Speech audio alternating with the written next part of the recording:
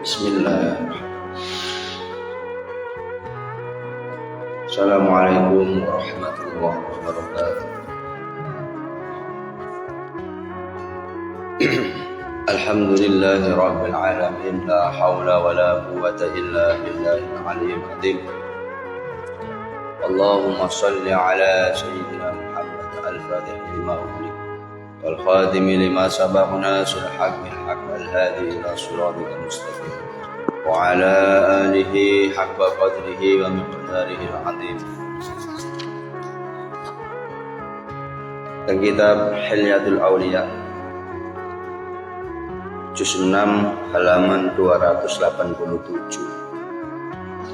yang dikarang oleh Imam Asy-Syaikh Al-Imam Abu Naim Al-Asfihani. Sinten? Abu Naim Al-Asfihani.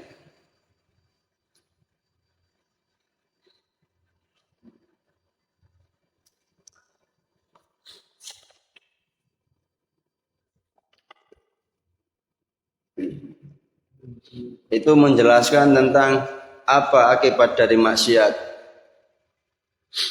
Kitab Hilyatul Auliya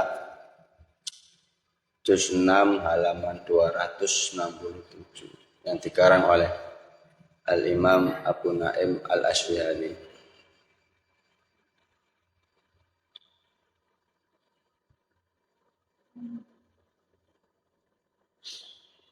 Itu yang kitab, kalau kita punya itu jin itu nggak berani masuk rumah kita. Mungkin kita pernah merasakan sulitnya mencari rezeki, hati yang gelisah, sumpek, badan kok lemes, gak bergairah, malas beribadah. Pernah.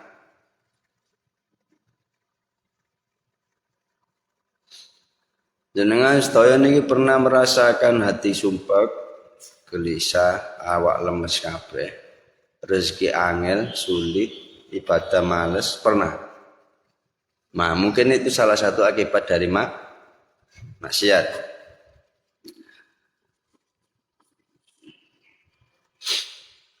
Malik bin Dinar rahimahullah mengatakan innalillahi uqubatun fil qulubi wal abdan. Sesungguhnya Allah memiliki balasan-balasan terhadap hati dan badan bagi pelaku maksiat. Jadi setiap maksiat yang kita lakukan itu dibalas oleh Allah.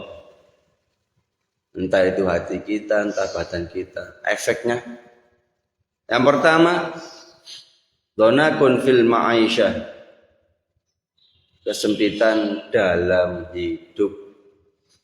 Urip nek wis sempit gak jembar. Dunia ini jembar, tapi kalau hidupnya sempit ya udah. Rezeki ini sempit, padahal rezeki itu jadi gini lah. Salah satu akibat maksiat itu rezekinya sempit. Uripe kurang bahagia. Ini kita kaji bersama-sama biar kita tahu. Biar kita merasa sedih atau merasa takut ketika maksiat.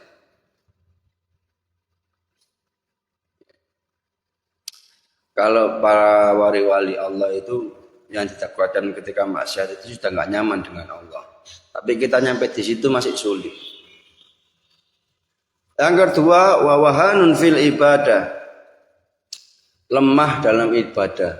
Ibadah itu males, gak ada ghirah, gak ada semangat.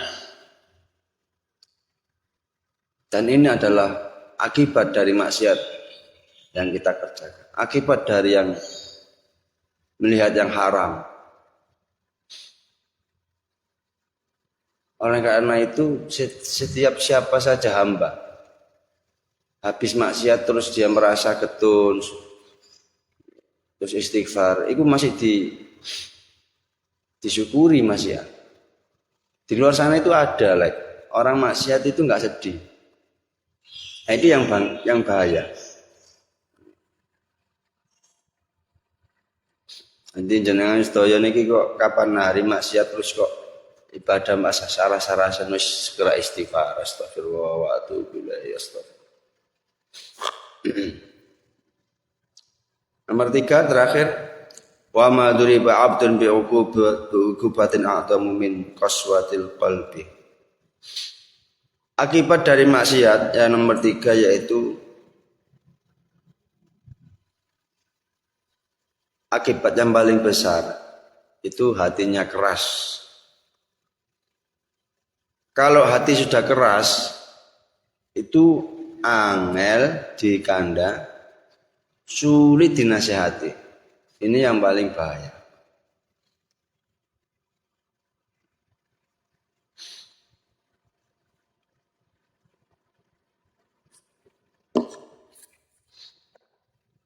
Ya dileng-eleng nggih. Telu tok akibat dari maksiat. Rezekine sempit. Ya. Malas gawe ibadah. Nomor 3 ngarane atine atos mek 3. Dan ini balasan Allah bagi pelaku maksiat.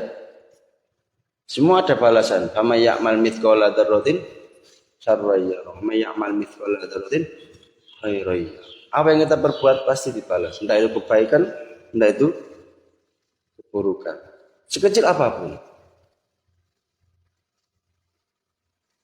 Oleh karena itu kita harus menjadi seorang hamba yang setiap harinya itu istighfar. Biar hati ini nggak keras. Rasulullah Shallallahu Alaihi Wasallam itu seorang yang maksum, dijaga dari maksiat. Itu pun memberikan tauladan, uswah. Beliau sehari 70 kali astagfirullah wa atubu ilaihi, astagfirullah wa atubu. 70 kali setiap hari pada asar. Coba kita bayangkan, kita saja yang nggak maksum akan delok HP, delok barang maksiat, delok barang haram, delok aurat. Itu masa kita nggak istighfar?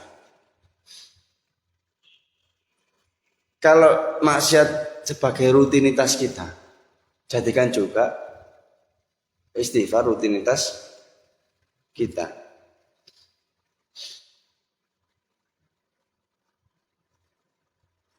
Intinya jangan bosan-bosan istighfar. Zaman akhir seperti ini ya, kita itu nggak bisa terhindar dari maksiat. Buka HP dulu full maksiat. Oleh karena itu saya pesan jangan sekali-kali sehari itu kelewat istighfar. Minimal 70 lah minimalnya. Pada asar. Nek kelewat pada asar yo kate turu lah. Astagfirullah wa atubu ilaihi, astagfirullah wa atubu.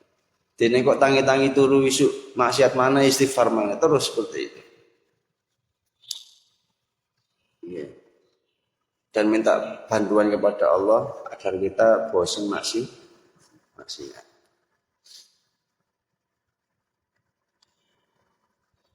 Mulanya saya kaji ini akibat dari melihat yang haram. Salah satunya yaitu apa? Nomor pertama. Apa akibat dari melihat yang haram? Yaitu tadi. Rezeki ini sempit. Awake males gawe ibadah. Atine atos. Mulane kudu istighfari. Kalau paling jenengan saya pernah merasakan habis maksiat betul. Pernah. Nah, itu masih ada iman. Masih ada nur cahaya dalam hati kita. Bahayanya kita maksiat tapi kita nggak merasa dosa, bangga. Bahkan dibuat Mulanya saya kaji ini akibat dari melihat yang haram. Salah satunya yaitu apa? Nomor pertama. Apa akibat dari melihat yang haram? Yaitu tadi. Rezeki ini sempit. Awake males gawe ibadah, atine atos. Mulane kudu istighfari. Kalau paling jenengan saya pernah merasakan habis maksiat betul. Pernah. Nah, itu masih ada iman, masih ada nur cahaya dalam hati kita.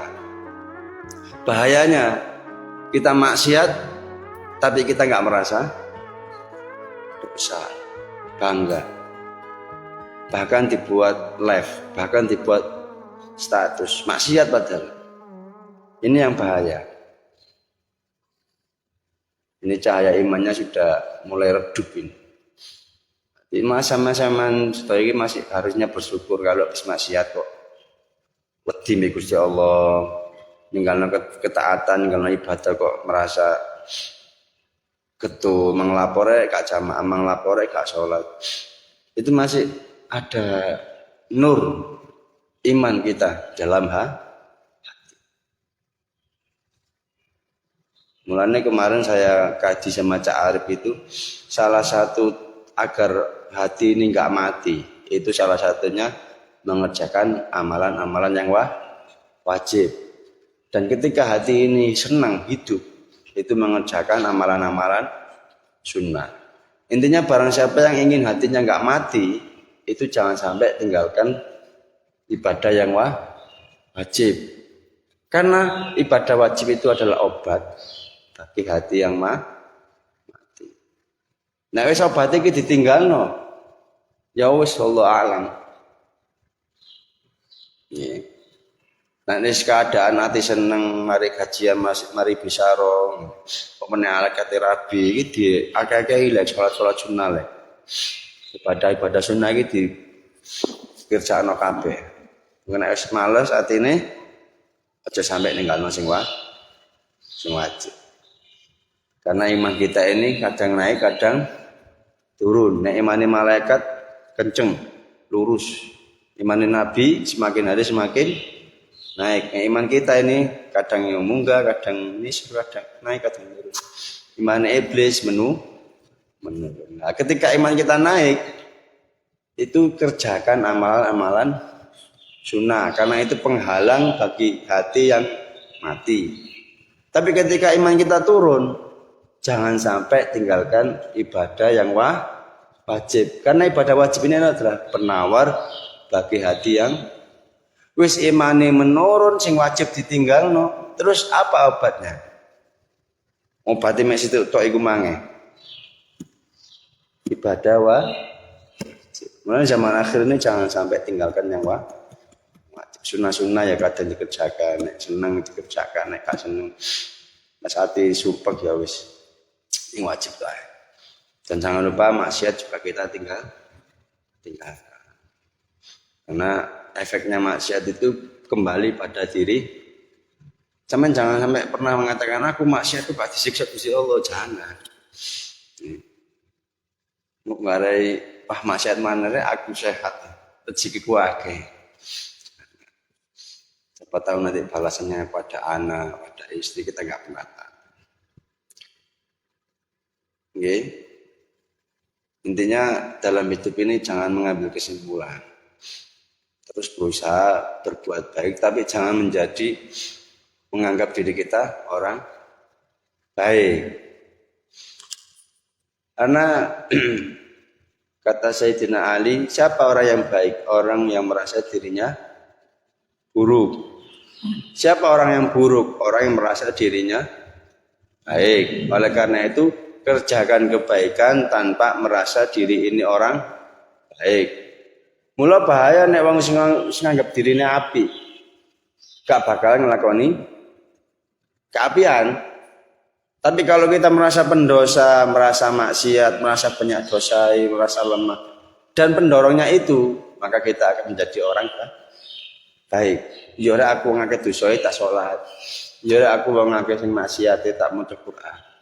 Dadi berangkat iku mang lho.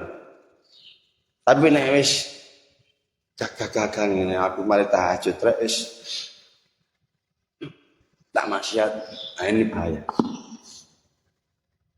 Dadi berangkat emang ya apa? Nyemangati nang keapian ta nyemangati nang keelekan. Tapi jangan sampai menjadi alasan tak maksiat rek, engko mari maksiat tahajud ya. Ojo. Kuwatir pas maksiat Mas. Semoga kabeh iki husnul khotimah nggih. Amin Allahumma amin. Muga-muga barokah manfaat Al-Fatihah. Alhamdulillah.